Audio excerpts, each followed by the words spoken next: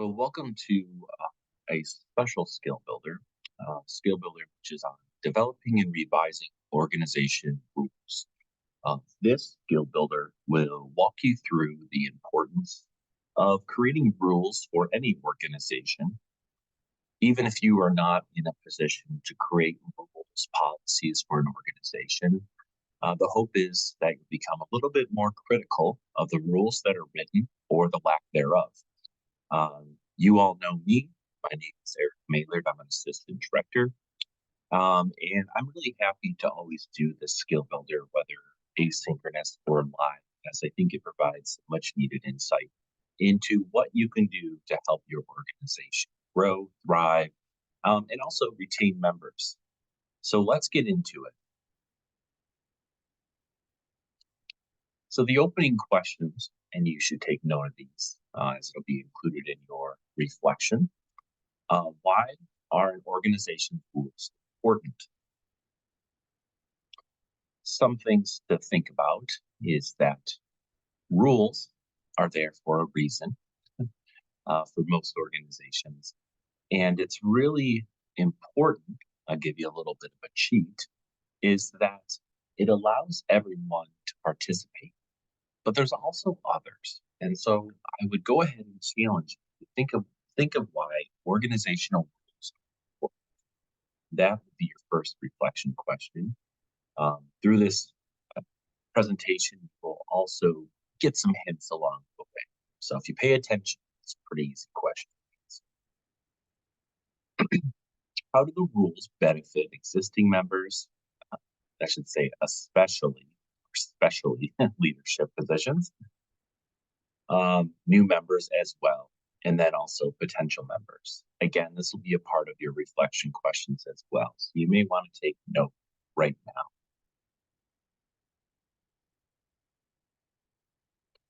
The first step that we always want to get into is the evaluation mindset. That mindset needs to be a little bit more critical, to ask questions, and to think critically and reflectively. It can be objective when evaluating your own organization because of many reasons. Why, you might ask?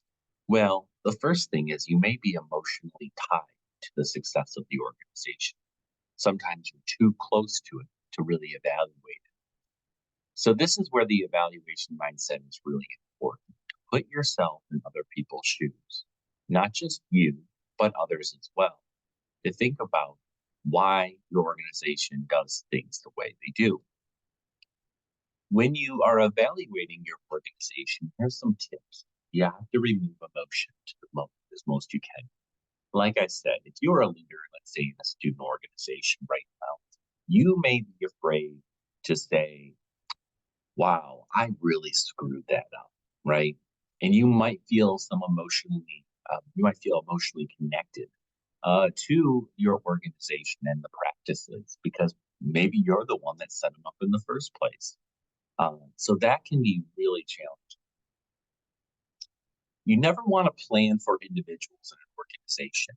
And when we get into talking around things like constitution and bylaws, you don't want to write a description for the president, vice president based on the skill set of that person or their motivation. What does that create in the long run? Well, you might create positions that are really hard to fill. Even in human resources practices, you never want to set up a job description based around one person. You want to make it based around the organization.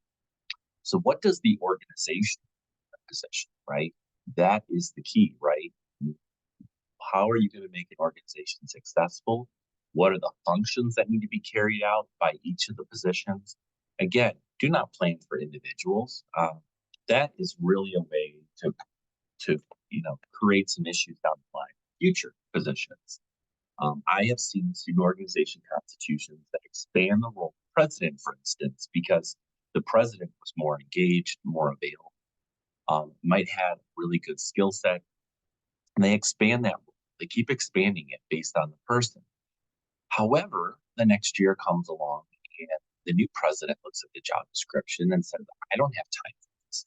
And they immediately start to feel a little discouraged. And individuals in the organization might also say, this person is not meeting our expectations. So again, it's really important to, when you set up, policies and different rules for different positions, you don't base it around the individual. You always want to question the way things have been done. I always think it's the worst excuse when somebody asks you, well, why did you do it that way? Well, it's the way we've always done it. That's a terrible answer. So really starting to think about your organization as a whole, and thinking about what are the ways it could be done, right? Not the way it always has been done. And don't be afraid to simplify. You can always add things to organizational documents later. So, for example, we see some constitutions that are really open-ended, and there's nothing really wrong with that, as long as those descriptions of positions are very specific. When I say specific, I mean they really do create an expectation for that position. For example, if you have a president or a chairperson position, it could be something like this person will call meetings, they will run the meetings, whatever that might be. But really making sure that simplified functions and instructions for future positions so everyone can understand the language. So this session, we really are going to look at defining organization rules. When we talk about organization documents quite a bit, as we already been mentioning, we talk about the Constitution, the organization's charter. Charter is usually why is an organization created? We also talk about bylaws, which are generally optional for a lot of student organizations, but they're really great for narrowing down all of your processes in your organization. For example, your constitution might lay out the function, the objectives, the goals of your organization. It might establish things like the positions, your e-board positions, your president, vice president, treasurer, secretary, whatever it might be. Your bylaws are really important because that will get into the details on how things are decided, what processes should people follow, right? So, for example, one of the things that we do see a lot are bylaws specifically around events and finances. So, how will the organization decide on how to set things like dues, set a budget, spend money, approve events, things like that? We want you to learn the importance of rules and the impact on your organization's health, the benefits of leaders, members, and potential members. And of course, there'll be a workplace to start to develop your documents at the end. The rules that we talk about are the charter, which is a founding document. Not all organizations have this one, but every nonprofit really will have a charter. For example, Northern Michigan University actually has a charter that was established by the state legislature. And what that did is set broad guidelines and authorities for the institution founded and set up. Did not go into all the details, of course, of how to do that, how the positions would be set up, but it was a broad document that charted the institution. Your constitution is all your long-term policies, so your mission statement, your membership requirements, establishment of e-board positions as well. Bylaws explain the operations of the organization. What do e-members do as well can be in there. So if you have an organization, let's just say, it's a fairly simple organization. When I say simple, I mean, you have a handful of members, you have a broad mission statement. You may not need bylaws. However, when you start to create rules in your organization, it's really important you write them down. Bylaws are a great way to do that. Constitutions generally are not changed all that often, whereas bylaws can be changed on a continuous basis. Some of the questions you might want to ask yourself when you're talking about creating a constitution is, what is the purpose of your organization?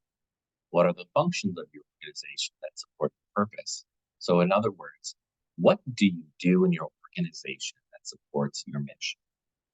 What are the requirements to obtain and maintain leadership positions and also membership positions? Do you have an attendance policy? Things like that.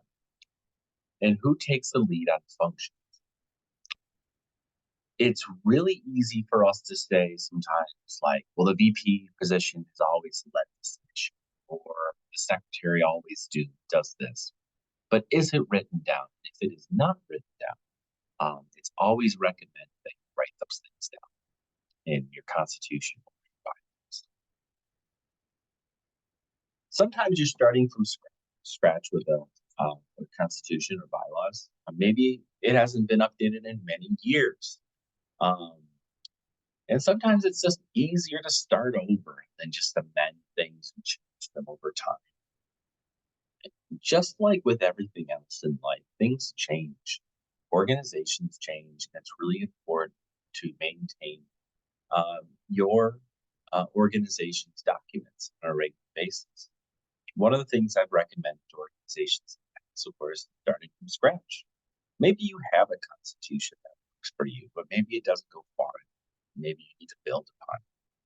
But if you consider starting from scratch, we do have a worksheet which is provided at the end of this tutorial, and you can actually see how we do it here at Northern.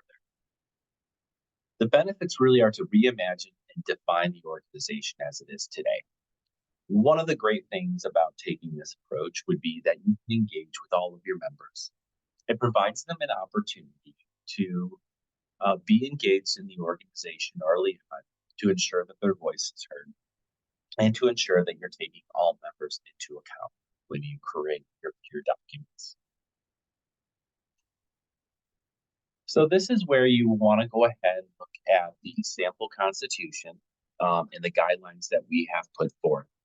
That document is linked into the Skill Builders worksheet that has been provided to you. I would encourage you to go ahead and look at that sample constitution. As we go through this document, I'll kind of just lay out a few of the different areas that we touch on, maybe elaborate a little bit more. So, of course, we want you to define the roles of the member. You know, what is a member? What is required of them, right? Who can be a part of it? Please note that there is an anti-discrimination policy that must be included in all constitutions. If it's not included now, you need to include it moving forward for re-registration of the organization. Again, this is also very applicable beyond your time here at Northern as well. A lot of these same themes and concepts we're going to be reviewing are going to be a part of your life in different ways, whether it's for your job or it's for volunteering or being a part of a volunteer organization or nonprofit. The overall benefits of this process of understanding what each member is going to do, what each executive board member will do, is that it's going to give you lanes, right? People are going to know what is required of them, right? It also prevents conflict and role confusion as well. And it really can be helpful to have things written down because then it doesn't become an argument about, oh, I think you should be doing this, and I think you should be doing this, and I should be doing this. It's written down. It's not to say you can't change the policies later on, but having written communication is key to preventing conflict. Implementation of any changes. So this would be an example of if you're going to be evaluating the Constitution or writing a new one. So let's say starting a new organization or coming in to establish one. It's always key to engage your stakeholders. So who are the individuals who have something to lose or something to gain? I know for my examples, even currently in my job working with the SLFP, is I engage with individuals who've been involved with the organization in the past to understand why things, the way that they did things, right? And get their feedback as well. This is especially true for student organizations. Some of your members might say, I don't care about this, and that's fine. But at the same time, you're going to have a handful of members that are going to say, I would love to lean into this conversation. It's a great engagement strategy for any organization. And it allows people to have more buy-in, stay, and overall does improve your organization's health. Allow and incorporate feedback. So what we mean by this is like find ways to have more feedback. It might be overkill. It might be like, here's a draft policy. What do you think? Bringing it up at a meeting, having multiple avenues for people to engage. This will help you as a leader so much because at the end of the day, you are going to be the one that lives by these decisions. To be able to point to other individuals and say, you had every opportunity to be involved. Maybe you chose not to, but I, as a leader, did everything I could get you involved. Incorporating feedback is also important. Don't just have feedback sessions for the sake of feedback, right? To check a box. It's really important to incorporate it as well. Again, it improves that buy-in. Present everything to your general membership as much as you can. If you are passing a constitution or bylaws, make sure that they have the opportunity to vote on them as well. If these type of changes should not just be made at the e-board level, but throughout. Again, engagement is going to vary wildly between members. Some members will be really involved, others won't, but it's important that they all have a stake in it. The last piece here is you really want to make sure you store and preserve documents. However you decide to do that, I know that student time here is limited, right? You all graduate at some point. It's really important that you preserve those documents. The hub is a great place to do that. If you're an officer of any groups on the hub, there are opportunities for you actually to upload documents there as well, let them live there. That makes it easier for our office in the Center for Student Enrichment to retrieve documents. I've had several organizations in the last 2 years that have come in and said, well, I don't really have bylaws or a constitution. It's like, well, you did. Where are they? And we end up starting over from scratch, which is fine. But it's really nice that you have those documents to look back on as a starting point. So that is the short tutorial, and that is a whole lot of information just around Constitution and bylaws. We talked a lot about the need for your Constitution and bylaws, a few reflection questions that I brought up at the beginning. However, I think the one piece that's really important is now start to internalize this information. To complete this skill builder, you need to complete a reflection, which I already brought up, and the worksheet, the worksheet that is included. The worksheet will actually walk you through how to set up bylaws of the Constitution. The reflection will be submitted, and the worksheet can be uploaded to the Google form. I hope this was fun and insightful for you, and at least get you thinking around how to create rules for an organization. I much prefer to do these in person, but with that said, I hope you can take this information and use it. So for now, I'm going to go ahead and sign off. And please feel free to reach out to me if you have any questions regarding any of the information that we covered here. But for now, complete the documents, submit them, and you will be all set to receive a Skill Builder credit for completing this session. Thank you.